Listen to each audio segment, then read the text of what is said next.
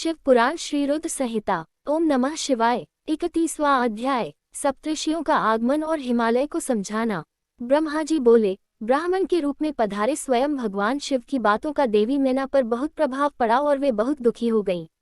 वे अपने पति हिमालय से कहने लगी कि इस ब्राह्मण ने शिव जी की निंदा की है, उसे सुनकर मेरा मन बहुत खिन्न हो गया है। जब भगवान शिव का रूप और शील सभी कुत्सित है तथा सभी उनके विषय में बुरा ही सोचते हैं और उन्हें मेरी पुत्री की सर्वथा अयोग्य मानते हैं, तो मैं अपनी प्रिय पुत्री का हाथ कदापि उनके हाथ में नहीं दूंगी। मुझे अपनी पुत्री अपने प्राणों से भी अधिक प्रिय है। यदि आपने मेरी बात नहीं मानी तो मैं इसी समय विष खा लूंगी और अपने प्राण त्याग दूंगी। साथ ही अपनी बेटी पार्वती को लेकर इस घर से चली जाऊंगी। मैं पार्वती के गले में फांसी लगा दूंगी, उसे वनों में ले जाऊंगी अथवा किसी सागर में डुबो दूंगी, परंतु किसी भी हालत में उसका ब्याह पिनाकधारी शिव के साथ नहीं होने दूंगी। यह कहकर देवी मैना रोती हुई तुरंत कोप भवन में चली गई और उन्होंने कीमती वस्त्रों आभूषणों का त्याग कर दिया और जमीन पर लेट गईं। जब इस विषय में भगवान शिव को जानकारी हुई तो उन्होंने सप्तऋषियों को याद किया। वे तुरंत ही वहां आ गए। तब त्रिलोकीनाथ भगवान शिव ने सप्तऋषियों को देवी मैना को समझाने की आज्ञा देकर उनके घर भेजा। त्रिलोकीनाथ भगवान शिव का आदेश मिलने पर सप्तऋषि उन्हें श्रद्धापूर्वक प्रणाम करके आकाश मार्ग से पर्वतों के राजा हिमालय के राज्य की ओर चल दिए। सप्तऋषि जब हिमालय के नगर के निकट पहुंचे तो वहां का ऐश्वर्य देखकर उसकी प्रशंसा करने लगे। वे सातों ऋषि आकाश में सूर्य के समान चमकते हुए जान पड़ते थे। उन्हें आकाश मार्ग से आता देखकर हिमालय को बहुत आश्चर्य हुआ। शैलराज सोचने लगे कि इन तेजस्वी सप्तऋषियों के आगमन से आज मेरा संपूर्ण राज्य धन्य हो गया। तभी सूर्यतुल्य तपस्वी सप्तऋषि आकाश से उतरकर पृथ्वी पर खड़े हो गए। गिरिराज हिमालय ने दोनों हाथ जोड़कर और अपना मस्तक झुकाकर आदरपूर्वक उन्हें प्रणाम किया और उनका पूजन तथा स्तुति की। तत्पश्चात गिरिराज हिमालय ने कहा कि आज मेरा घर आपके चरणों की रज पाकर पवित्र हो गया है। मेरा जीवन आपके दर्शनों से धन्य हो गया है। फिर आदरपूर्वक हिमालय ने सप्तऋषियों को आसनों पर बैठाया। हिमालय बोले, आज मेरा जीवन सफल हो गया है। आज मेरा सम्मान इस संसार में बहुत बढ़ गया है। जिस प्रकार अनेक तीर्थों के दर्शनों को पुण्य कमाने का स्रोत माना जाता है, उसी प्रकार आज मैं भी पवित्र तीर्थों के समान वंदनीय हो गया हूँ। हे ऋषिगणों, आप साक्षात भगवान विष्णु के समान हैं। आपने हम दीनों के घरों की शोभा बढ़ा दी है। आज मैं स्वयं को संसार का सबसे महत्वपूर्ण व्यक्ति मान रहा हूँ। यद्यपि मैं एक तुच्छ अदना सा मनुष्य हूँ, फिर भी मेरे योग्य कोई सेवा हो तो मुझे अवश्य बताएं। आपका कार्य करके मुझे हार्दिक प्रसन्नता होगी। सप्तऋषि कहने लगे, हे शैलराज, भगवान शिव इस संपूर्ण जगत के पिता हैं। वे निर्गुण और निराकार हैं। वे सर्वज्ञ हैं। वे ही परम ब्रह्म परमात्मा हैं और वे ही सर्वेश्वर हैं। वे ही इस जगत का आदि और अंत हैं।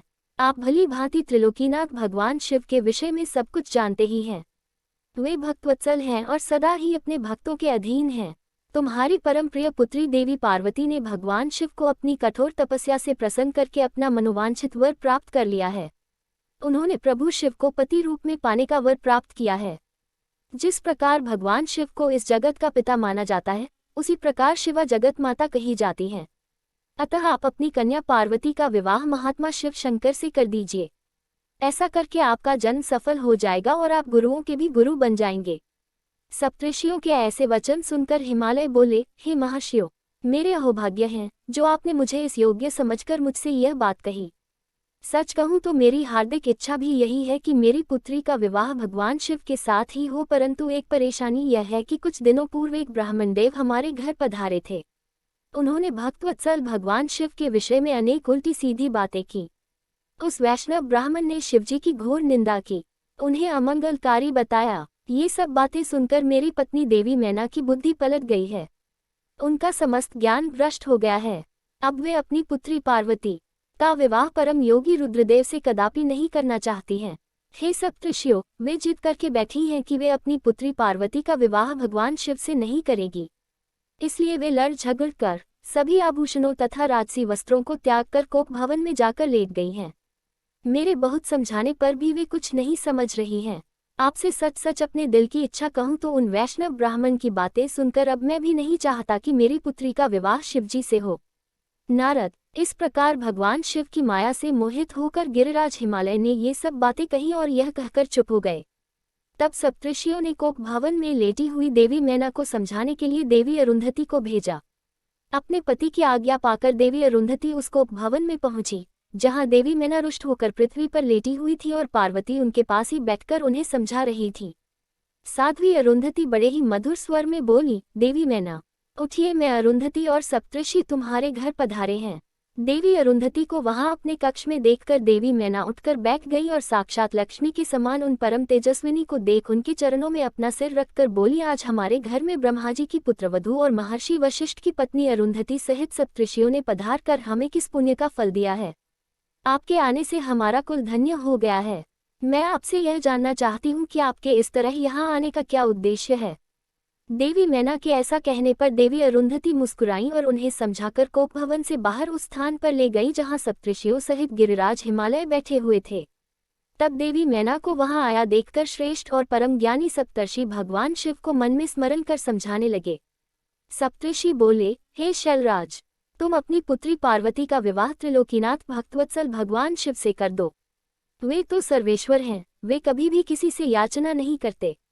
जगत की रचना के स्रोत ब्रह्माजी ने तारकासुर को यह वरदान दिया है कि केवल शिव पुत्र के हाथों ही उसका वध होगा।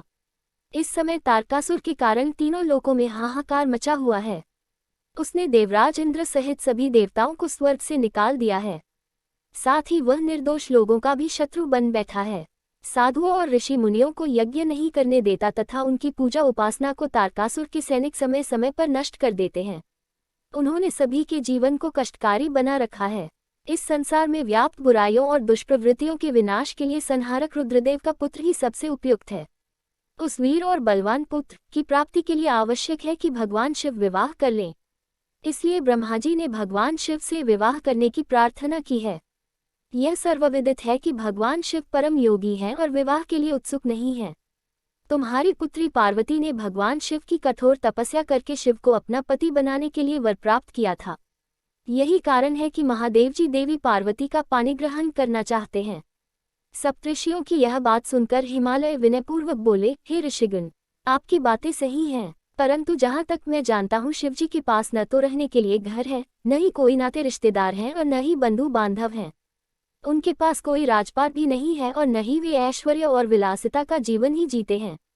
आप वेद विधाता ब्रह्माजी के पुत्र हैं, इसलिए मैं आपका आदर और सम्मान करता हूँ। आप परम ज्ञानी हैं और यह जानते हैं कि जो पिता काम, मोह, भय अथवा लोभ के कारण अपनी कन्या का विवाह अयोग्य वर से कर देते हैं, वे मरने के बाद नरक के भागी होते हैं। इसलिए मैं कोई ऐसा कार्य नहीं करना चाहता जिससे मैं नरक का भागी बनूं। मैं अपनी प्रिय पुत्री पार्वती का विवाह स्वेच्छा से कभी भी शूलपाणी शिव के साथ नहीं करूंगा। यही मेरा और मेरी पत्नी मैना दोनों का फैसला है। हे महर्षियों, आप परम ज्ञानी और समझदार हैं, इसलिए हमारे लिए उचित विधान को बताकर हमें कृतार्थ करें। 32वां अध्याय, वशिष्ठ मुनि का उपदेश। ब्रह्मा जी बोले, हे नारद, हिमालय के कहे वचनों को सुनकर महर्षि वशिष्ठ बोले, हे शैलराज, भगवान शंकर इस संपूर्ण जगत के पिता हैं और देवी पार्वती इस जगत की जननी है। शास्त्रों की जानकारी रखने वाला उत्तम मनुष्य वेदों में बताए गए 3 प्रकार के वचनों को जानता है। पहला वचन सुनते ही बड़ा प्रिय लगता है, परंतु वास्तविकता में वह असत्य व हितकारी होता है। इस प्रकार का कथन हमारा शत्रु ही कह सकता है। दूसरा वचन सुनने में अच्छा नहीं लगता, परंतु उसका परिणाम सुखकारी होता है। तीसरा वचन सुनने में अमृत के समान लगता है तथा वह परिणामतः हित करने वाला होता है। इस प्रकार नीति शास्त्र में किसी बात को कहने के 3 प्रकार बताए गए हैं। आप इन तीनों प्रकार में किस तरह का वचन सुनना चाहते हैं? मैं आपकी इच्छानुसार ही बात करूंगा। भगवान शंकर सभी देवताओं के स्वामी हैं, उनके पास दिखावटी संपत्ति नहीं है। वे महान योगी हैं और सदैव ज्ञान के महासागर में डूबे रहते हैं। वे ही सबके ईश्वर हैं। गृहस्थ पुरुष राज्य और संपत्ति के स्वामी मनुष्य को ही अपनी पुत्री का वर चुनता है। ऐसा न करके यदि वह किसी दीनहीन को अपनी कन्या ब्याह दे तो उसे कन्या के वध का पाप लगता है। शैलराज, आप शिव स्वरूप को जानते ही नहीं हैं। धनपति कुबेर आपका सेवक है। कुबेर को यहाँ धन की कौन सी कमी है? जो स्वयं सारे संसार की उत्पत्ति, पालन और संहार करते हैं, उन्हें भोजन की भला क्या कमी हो सकती है? ब्रह्मा, विष्णु और रुद्रदेव सभी भगवान शिव का ही रूप हैं। शिवजी से प्रकट हुई प्रकृति अपने अंश से 3 प्रकार की मूर्तियों को धारण करती है। उन्होंने मुख से सरस्वती, वक्षस्थल से लक्ष्मी एवं अपने तेज से पार्वती को प्रकट किया है। भला उन्हें दुख कैसे हो सकता है? तुम्हारी कन्या तो कल्प कल्प में उनकी पत्नी होती रही है एवं होती रहेगी। अपनी कन्या सदाशिव अर्पण कर दो। तुम्हारी कन्या की तपस्या करते समय देवताओं की प्रार्थना पर सदाशिव तुम्हारी कन्या के समीप पहुंचकर उन्हें उनका मनोवांछित वर प्रदान कर चुके हैं। तुम्हारी पुत्री पार्वती के कहे अनुसार शिवजी तुमसे तुम्हारी कन्या का हाथ मांगने के लिए तुम्हारे घर 2 बार पधारे थे, पर तुम उन्हें नहीं पहचान सके। वे नटराज और ब्राह्मण वेशधारी शिव ही थे जो तुम्हारी कन्या का हाथ मांगने आए थे, पर तुमने मना कर दिया। यह तुम्हारा दुर्भाग्य नहीं है तो क्या है? अब यदि तुमने प्रेम से शिवजी को अपनी कन्या का दान न किया तो भगवान शंकर बलपूर्वक ही तुम्हारी कन्या से विवाह कर लेंगे। शैलेंद्र, यह बात अगर आप ठीक से नहीं समझेंगे तो आपका अस्तित्व ही समाप्त हो जाएगा। आपको शायद ज्ञात नहीं है कि पूर्व में देवी शिवा ने ही प्रजापति दक्ष की पत्नी के गर्भ से जन्म लिया था और सती के नाम से प्रसिद्ध हुई थी। उन्होंने कठोर तपस्या करके भक्तवत्सल भगवान शिव को वरदान स्वरूप पति के रूप में प्राप्त किया था, परंतु अपने पिता दक्ष द्वारा आयोजित महान यज्ञ में अपने पति त्रिलोकीनाथ भगवान शिव की अवहेलना एवं निंदा होते देखकर उन्होंने स्वेच्छा से अपने शरीर को त्याग दिया था। वही साक्षात जगदम्बा इस समय आपकी पत्नी मैना के गर्भ से प्रकट हुई हैं और कल्याणमयी भगवान शिव को जन्म जन्मांतर की भांति पति रूप में पाना चाहती हैं। अतः गिरिराज हिमालय, आप स्वयं अपनी इच्छा से अपनी पुत्री का हाथ महादेव जी के हाथों में सौंप दीजिए। इन दोनों का साथ इस जगत के लिए मंगलकारी है। शैलराज, यदि आप स्वेच्छा से शिवजी व देवी पार्वती का विवाह नहीं करेंगे तो पार्वती स्वयं अपने आराध्य भगवान शिव के धाम कैलाश पर्वत चली जाएंगी। आपकी प्रिय पुत्री पार्वती की इच्छा का सम्मान करते हुए ही भगवान शिव स्वयं आपसे पार्वती का हाथ मांगने के लिए वेश बदलकर आपके घर आए थे, परंतु आपने उनको नहीं पहचाना और अपनी कन्या देने से इनकार कर दिया। आपके शिखर पर तपस्या के लिए पधारे भगवान शिव की देवी पार्वती ने जब सेवा की थी तो आप भी उनके इस निर्णय में उनके साथ थे। आपकी आज्ञा प्राप्त करके ही देवी पार्वती भगवान शिव को पति रूप में पाने की इच्छा लेकर तपस्या करने हेतु वन में गई थी। उनके इस प्रण और कार्य को आपने सराहा था। फिर आज ऐसा क्या हो गया कि आप अपने ही वचनों से पीछे हट रहे हैं? भगवान शिव ने देवताओं की प्रार्थना स्वीकार करके हम सप्तऋषियों को और देवी अरुंधति को आपके पास भेजा है। इसलिए हम आपको यह समझाने आए हैं कि आप पार्वती जी का हाथ भगवान शिव के हाथों में दे दें। ऐसा करके आपको बहुत आनंद मिलेगा। भगवान शिव ने तपस्या के पश्चात प्रसन्न होकर देवी पार्वती को यह वरदान दिया है कि वे उनकी पत्नी हों। भगवान शिव परमेश्वर हैं, उनकी वाणी कदापि असत्य नहीं हो सकती। उनका वरदान अवश्य सत्य सिद्ध होगा। इसलिए हम सप्तऋषि आपसे यह अनुरोध कर रहे हैं कि आप इस विवाह हेतु प्रसन्नतापूर्वक अपनी स्वीकृति प्रदान करें। ऐसा करके आप अपने परिवार का ही नहीं समस्त मानवों और देवताओं का कल्याण करेंगे। 33वां अध्याय, अनरण्य राजा की कथा। ब्रह्मा जी बोले, हे नारद, कुल की रक्षा करने के लिए किसी एक का त्याग कर देना ही नीतिशास्त्र कहलाता है। जिस प्रकार राजा अनरण्य ने अपने राजपाट, संपत्ति और अपने परिवार की रक्षा के लिए अपनी पुत्री का विवाह एक ब्राह्मण से कर दिया था, इसी प्रकार लोक कल्याण के लिए आपको भी स्वीकृति दे ही देनी चाहिए। राजा अनरण्य के बारे में सुनकर शैलराज हिमालय ने पूछा, हे महर्षि, मैं राजा अनरण्य की कथा सुनना चाहता हूँ।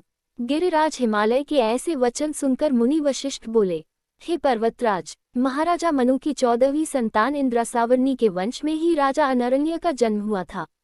वे भगवान शिव के परम भक्त थे। 7 द्वीपों पर उनका राज था।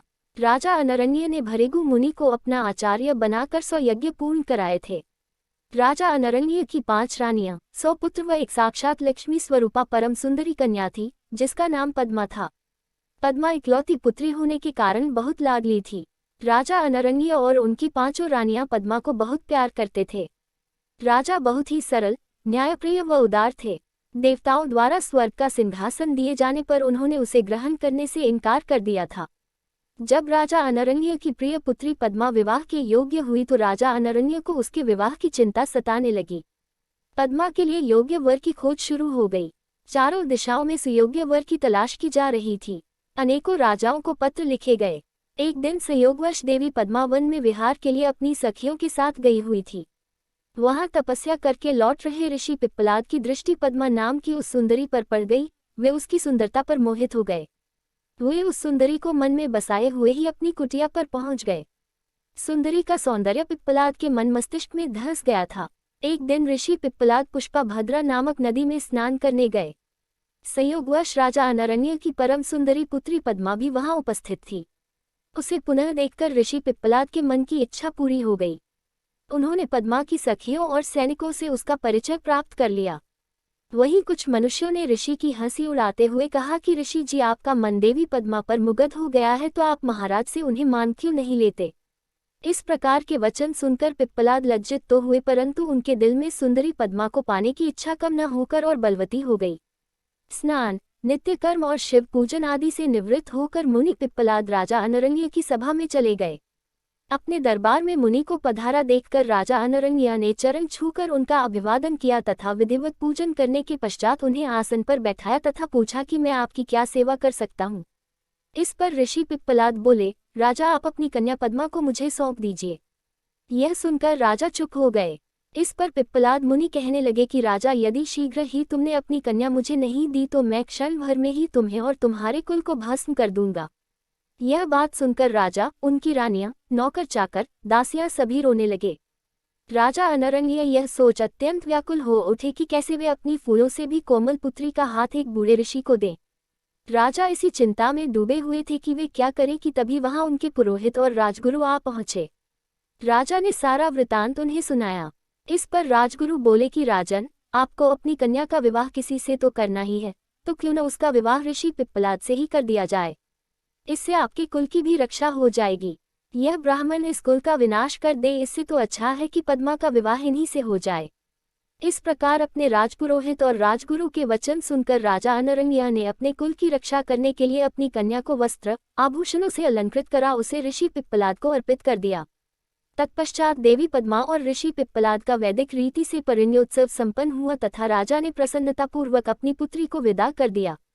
राजा अनरण्य से विदा लेकर ऋषि पिप्पलाद अपनी पत्नी पद्मा को साथ लेकर अपने आश्रम पर पहुंचे। इस शोक में कि हमने अपनी पुत्री को एक वनवासी बूढ़े को सौंप दिया है, राजा अनरण्य राजपाट छोड़कर वन में चले गए। अपने पति और पुत्री की याद में रो रोकर रानी ने अपने प्राण त्याग दिए। उनके घर परिवार में चारों ओर दुख ही दुख था। राजा अनरण्य ने शिव कृपा से शिवलोक को प्राप्त किया। तत्पश्चात उनके पुत्र कीर्तिमान ने राज्य किया और उनके कुल का नाम चारों ओर फैला। इसलिए हे हिमालय राज, आप अपनी पुत्री को भगवान शिव को अर्पण करके अपने राज्य, कुल और धन की रक्षा करके सभी देवताओं को अपने अधीन कर लीजिए। 34वां अध्याय, पद्मा पिप्पलाद की कथा। ब्रह्मा जी बोले, नारद जी, शैलराज हिमालय राजा अनरण्य की कथा सुनकर बोले कि हे मुनि वशिष्ठ, आपने मुझे बहुत ही उत्तम कथा सुनाई है। अब मुझ पर कृपा करके मुझे ऋषि पिप्पलाद और देवी पद्मा के विवाह से आगे की भी कथा सुनाए। पद्मा को पत्नी बनाकर ऋषि कहाँ गए और उन्होंने क्या किया। शैलराज हिमालय के इस प्रकार कहे प्रश्नों को सुनकर मुनि वशिष्ठ बोले, पर्वतराज, ऋषि पिप्पलाद अत्यंत वृद्ध थे, उनकी कमर झुकी हुई थी तथा वे काम काम कर आगे चल पाते थे। इस प्रकार बूढ़े ऋषि की पत्नी बनकर देवी पद्मा उनके साथ उनकी कुटिया में आ गई। पद्मा रूपवती होने के साथ साथ गुणवती भी थी। वह साक्षात लक्ष्मी का रूप थी। अपने पति को वह साक्षात विष्णु समझकर उनकी सेवा करती थी। एक दिन की बात है, देवी पद्मा स्वर्णदा नामक नदी में स्नान करने गई। तभी धर्मराज वहां आ पहुंचे और उनके मन में पद्मा की परीक्षा लेने की बात आई। धर्मराज ने राजसी वस्त्रों एवं आभूषणों को धारण किया और रथ में बैठ गए। रथ में बैठे वे साक्षात कामदेव प्रतीत हो रहे थे। देवी पद्मा को मार्ग में ही रोककर उन्होंने कहा, देवी, आप तो परम सुंदरी हैं। आपकी सुंदरता को देखकर तो चांद भी शर्मा जाए। आप तो राजरानी बनने योग्य हैं। आप इस भयानक जंगल में उस बूढ़े पिप्पलाद के साथ क्या कर रही हैं? वह बूढ़ा तो मृत्यु के बहुत पास है। देवी, आप उसको त्याग कर मेरे साथ चलें। मैं आपको अपने हृदय में स्थान दूंगा। आप मेरी रानी बनकर राज करेगी। आपकी सेवा करने के लिए हजारों दासियां होंगी जो आपकी हर आज्ञा को शिरोधार्य करेगी। मैं स्वयं आपका दास बनकर रहूंगा। यह कहकर धर्मराज रथ से नीचे उतरकर देवी पद्मा का हाथ पकड़ने हेतु आगे बढ़े। यह देखकर पद्मा क्रोधित हो गई और पीछे हटकर जोर से बोली, अरे मूर्ख, अज्ञानी, अधर्मी, पापी, दूर हट जा। यदि तूने मुझे स्पर्श भी किया तो तू नष्ट हो जाएगा। तू काम में अंधा होकर मेरे पतिव्रत धर्म को भ्रष्ट करना चाहता है। तू क्या सोचता है कि तेरा यह राजसी रूप और धन देखकर मैं अपने परम पूज्य महातेजस्वी ऋषि पिप्पलाद को त्याग दूंगी? नहीं, कदापि नहीं। याद रख, यदि तू मुझे बुरी नजर से देखेगा भस्म हो जाएगा। देवी पद्मा के शाप को सुनकर धर्मराज भयभीत हो गए। उन्होंने तुरंत राजा का वेश त्याग दिया और अपने असली रूप में आकर बोले, माता, मैं धर्म हूँ। मैं ज्ञानियों का गुरु हूँ और हर स्त्री को सदैव अपनी माता मानता हूँ। मैंने यह सब आपकी परीक्षा लेने के लिए ही की है। मेरा जन्म ही इसलिए हुआ है कि मैं धर्मात्मा मनुष्यों की धर्म संबंधी परीक्षा लेकर उन्हें धर्म में दृढ़ करूं, परंतु देवी आपने मुझे शाप दे दिया है, अब मेरा क्या होगा? यह कहकर धर्मराज चुपचाप खड़े हो गए। तब देवी पद्मा ने कहा, हे धर्मराज, आप तो इस संसार के सभी जीवों के कर्मों के साक्षी हैं। फिर मेरी परीक्षा लेने के लिए आपको यह सब ढूंढ करने की क्या आवश्यकता थी? अब तो शब्द मेरे मुंह से निकल चुके हैं। जिस प्रकार कमान से निकला तीर कमान में वापस नहीं जा सकता, उसी प्रकार मेरा शाप मिथ्या नहीं हो सकता। धर्म आपके 4 पाद हैं। सत्ययुग में तुम्हारे 4 पाद होंगे, त्रेता युग में 3 पाद होंगे और द्वापर युग में 2 पाद होंगे। कलियुग में एक भी पाद नहीं होगा, परंतु जब पुनः सत्ययुग शुरू होगा तो तुम्हारे 4 पाद पूर्व की भांति वापस आ जाएंगे। पद्मा के वचनों को सुनकर धर्मराज प्रसन्न हो गए और कहने लगे, देवी आप धन्य हैं, आप अति पतिव्रता हैं, आपका अपने पति से अटूट प्रेम है, आप सदा ही उनके चरणों से प्रेम करोगी। मैं आपके पतिव्रत धर्म से प्रसन्न होकर आपको वरदान देता हूँ कि आपके पति जवान हो जाएं तथा उनकी जवानी स्थिर रहे। वे मार्कंडेय के समान दीर्घायु हों, कुबेर के समान धनवान तथा इंद्र के समान सुंदर एवं वैभव संपन्न हों। देवी आपको शीघ्र ही 10 पुत्रों की प्राप्ति होगी, जो कि गुणवान व दीर्घायु होंगे। यह कहकर धर्म अंतर्धान हो गए और देवी पद्मा अपने घर वापस आ गई। उसने घर पहुंचकर देखा तो उसके पति धर्म के वरदान के अनुसार जवान हो गए थे। उनके घर में सुख विलास की सभी वस्तुएं मौजूद थीं। इस प्रकार पिप्पलाद और पद्मा सुखपूर्वक जीवन व्यतीत करने लगे। कुछ समय पश्चात देवी पद्मा को 10 पुत्रों की प्राप्ति हुई, जिन्हें पाकर दंपति का जीवन खुशियों से भर गया। 35वां अध्याय, हिमालय का शिवजी के साथ पार्वती के विवाह का निश्चय करना। ब्रह्मा जी बोले, नारद, महर्षि वशिष्ठ ने राजा अनरण्य की पुत्री पद्मा और ऋषि पिप्पलाद के विवाह तथा धर्मराज द्वारा पद्मा को प्रदान किए गए वरदान की कथा सुनाकर कि पिप्पलाद स्थिर रहने वाले यौवन के स्वामी होंगे, इंद्र के समान सुंदर व वैभव से संपन्न होंगे और 10 सर्वगुण संपन्न पुत्रों की उन्हें प्राप्ति होगी, शैलराज हिमालय से कहा कि राजन, मैं आपसे प्रार्थना करता हूँ कि आपके और आपकी पत्नी मैना के मन में जो भी नाराजगी है, उसे भूलकर आप अपनी पुत्री पार्वती का विवाह त्रिलोकीनाथ महादेव जी के साथ कर दें। आज से 1 सप्ताह बाद का मुहूर्त, जब रोहिणी नक्षत्र में चंद्रमा अपने पुत्र बुध के साथ लग्न में स्थित होंगे, अत्यंत शुभ है। मार्गशीर्ष माह के सोमवार को लग्न में सभी शुभ ग्रहों की दृष्टि होगी। उस समय बृहस्पति भी सौभाग्य के वश में होंगे। ऐसे शुभ मुहूर्त में अपनी पुत्री पार्वती, जो कि साक्षात जगदम्बा का अवतार है, का पाणिग्रहण भक्तवत्सल भगवान शिव से कर देने पर आप अपने आप को धन्य समझेंगे। यह कहकर ज्ञान शिरोमणि मुनि वशिष्ठ चुप हो गए। उनकी बात सुनकर मैना और हिमालय आश्चर्यचकित रह गए और अन्य पर्वतों से बोले, गिरिराज मेरु, मंदराचल, मैनाक, गंधमादन, सह्यक, विंध्य, आप सभी ने मुनिराज वशिष्ठ के वचनों को सुना है। कृपया आप सब मुझे यह बताएं कि इन परिस्थितियों में मुझे क्या करना चाहिए। आप सभी इस संबंध में मुझे अपने विचारों से अवगत कराए। शैलराज हिमालय के कहे इन वचनों को सुनकर सभी पर्वतों ने आपस में विचार विमर्श किया और बोले, हे गिरिराज हिमालय, इस समय ज्यादा सोच विचार करने से कुछ नहीं होगा। अच्छा यही है कि हम सप्तऋषियों द्वारा कही गई बात को मानकर देवी पार्वती का विवाह शिवजी से करा दें, क्योंकि वास्तव में पार्वती का जन्म ही देवताओं के कार्यों को पूरा करने के लिए हुआ है। अतः हमें शीघ्र ही उनकी अमानत उनके हाथों में सौंपकर अपनी जिम्मेदारियों से मुक्त हो जाना चाहिए। तब सुमेरु तथा अन्य पर्वतों की बात सुनकर हिमालय प्रसन्न हुए और देवी पार्वती भी मन ही मन मुस्कुराने लगी। देवी अरुंधति ने भी विविध प्रकार की कथाओं को सुनाकर पार्वती की माता मैना को समझाने का प्रयत्न किया। मैना जब समझ गई तो बहुत प्रसन्न हुई और उन्होंने सभी को उत्तम भोजन कराया। उनके मन का सारा संदेह और भय दूर हो गया। शैलराज हिमालय ने दोनों हाथ जोड़कर उन सप्तऋषियों से कहा कि आपकी बातों को सुनकर मेरे मन का सारा शक दूर हो गया है। मैं भली भांति जान गया हूँ कि शिवजी ही ईश्वरों के भी ईश्वर अर्थात सर्वेश्वर हैं। वे इस जगत के कण कण में व्याप्त हैं। वे अतुलनीय हैं। इस संसार की हर वस्तु एवं हर प्राणी उन्हीं का है। यह कहकर हिमालय ने अपनी पुत्री पार्वती का हाथ पकड़कर उसे सप्तऋषियों के पास खड़ा कर दिया और बोले कि आज से मेरी पुत्री शिवजी की अमानत है। वे जब चाहे इसे यहाँ से ले जा सकते हैं। ऋषिगण शैलराज की बातें सुनकर प्रसन्न हुए और बोले, भगवान शिवजी आपकी पुत्री को स्वयं मानकर आपको सौभाग्य प्रदान कर रहे हैं। यह कहकर वे ऋषिगण पार्वती को आशीर्वाद देने लगे और बोले, देवी आपका कल्याण हो तथा आपके गुणों में निरंतर वृद्धि हो। आप शिवजी की अर्धांगिनी बनकर उनका जीवन खुशियों से भर दें। सप्तऋषियों ने सुविचार करके 4 दिनों के बाद का शुभ मुहूर्त विवाह के लिए निकाला। तब शैलराज हिमालय और देवी मैना से आज्ञा लेकर वे सप्तऋषि देवी अरुंधति सहित वहां से भगवान शिव के पास चले गए।